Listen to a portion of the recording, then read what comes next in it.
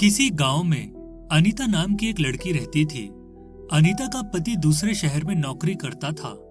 दूसरी तरफ अनीता की सास विमला बहुत ही लालची औरत थी।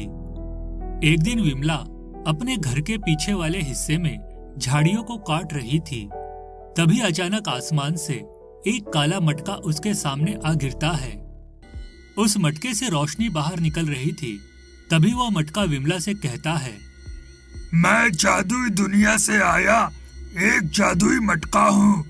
अगर तुम मेरे अंदर 100 बकरियों को मार कर डालोगी तो इससे मैं बहुत शक्तिशाली बन जाऊंगा और साथ ही तुम्हें ढेर सारी शक्तियाँ भी दूंगा। यह सुनकर विमला खुश हो जाती है। फिर अगले दिन से विमला गांव की बकरियों को पकड़कर उन्हें मारना शुरू कर देती है। विमला बहुत सारी बकरियों को मारकर उस मटके के अंदर डाल देती है। लेकिन एक रात अनीता विमला को ऐसा करते हुए देख लेती है। अरे ये क्या मम्मी जी, आप इन मासूम बकरियों को मारकर इस मटके के अंदर क्यों डाल रही हो? क्योंकि जादुई मटका मुझे शक्तिशाली बनाने वाला है। उसके बाद जादुई शक्ति से मैं ढेर सारी दौलत हासिल कर लूंगी। नहीं नहीं मम्मी जी, ये गलत बात है। आप इन सब चीजों से दूर रहिए, वरना मैं गांव वालों से आपकी शिकायत कर दूंगी। अनीता की यह बात सुनकर जादुई मटके को बहुत गुस्सा आता है। अच्छा तो ये बात है, ठहर जा, अभी तुझे सबक सिखाता हूँ। उसके बाद जादुई मटका अपनी शक्ति से अनीता को एक मछली के रूप में बदल देता है।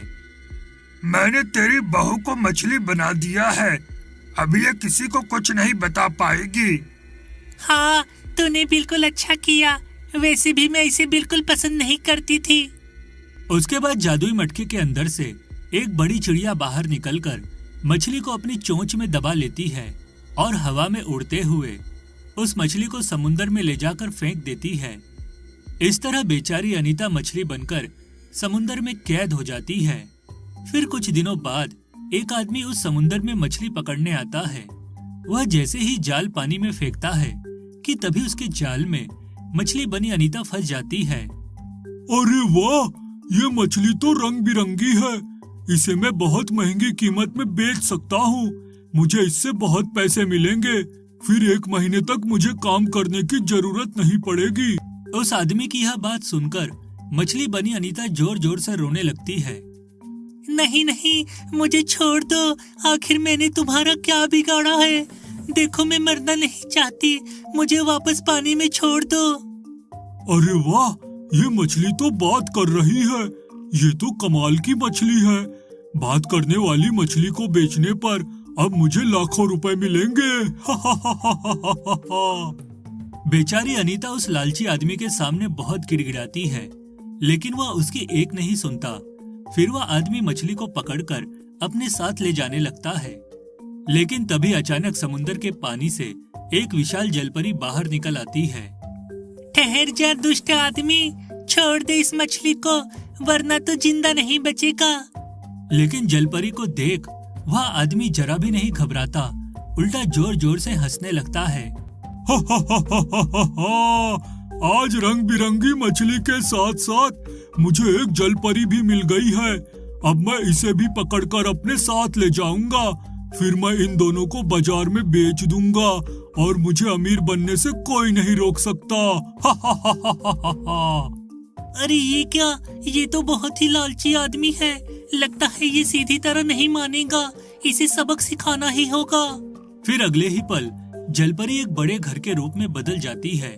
उसके बाद उस घर का दरवाजा खुलता है और दरवाजे के अंदर से एक विशाल सांप बाहर निकलकर उस आदमी को पकड़ लेता है। अरे मर गया रे! हे भगवान, इतना बड़ा सांप कहाँ से आ गया? अरे कोई बचाओ मुझे! लेकिन वह आदमी नहीं बच पाता। वह सांप उसे जिंदा ही निगल जाता है।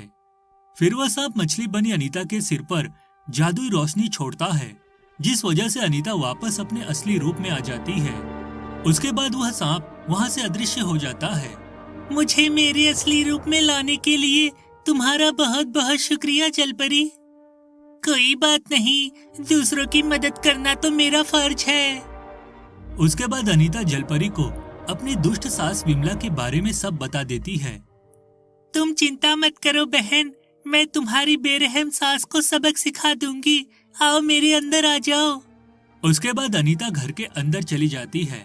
फिर अगले ही पल जलपरी घर हवा में उड़ता हुआ अनीता के घर के सामने पहुंच जाता है। विमला जलपरी घर को देख हैरान हो जाती है। तभी दरवाजा खोलकर अनीता घर से बाहर आ जाती है। अरे, मैंने तो इसे मछली बनाकर समुंदर में छोड़ दिया था, लेकिन ये दोबारा इंसान कैसे बन गई और इसे ये जलपरी घर कहाँ से मिला? क्यों रे बुढ़िया, तू क्या समझती थी तू इतनी आसानी से मेरा खेल खत्म कर देगी? अब मैं तुझे सबक सिखाने आ गई हूँ, आज तू नहीं बचेगी। मेरे पास जादुई मटका है, उसके रहते कोई मेरा कुछ नहीं बिगाड़ सकता। फिर अगले ही पल उस मटके के अंदर से ढेर सारे जलते हुए कोयले बाहर निकलकर अनीता के ऊपर गिरने लगते हैं। लेकिन तभी जादुई जलपरी घर के अंदर से ढेर सारी बर्फ बाहर निकलकर उस आग को बुझा देती है। अच्छा, तो ये घर बहुत शक्तिशाली है। फिर अगले ही पल विमला के कहने पर उस मटके के अंदर से ढेर सारे बड़े बड़े काले कौवे बाहर निकलकर अनीता और जादुई जलपरी घर पर हमला कर देते हैं। यह देख जलपरी को बहुत गुस्सा आता है और वह जादुई शक्ति से वहां एक बड़ा सांप प्रकट कर देती है। फिर अगले ही पल वह सांप एक एक कर उन सभी कौवों को पकड़कर खा जाता है। तभी वहां अनीता का पति राजेश भी आ जाता है। अपने घर के सामने यह सारा अजीब नजारा देख राजेश को बड़ी हैरानी होती है। अरे अनीता, ये सब यहाँ क्या हो रहा है? अनीता रोते हुए राजेश को विमला की सारी हरकतों के बारे में बता देती है।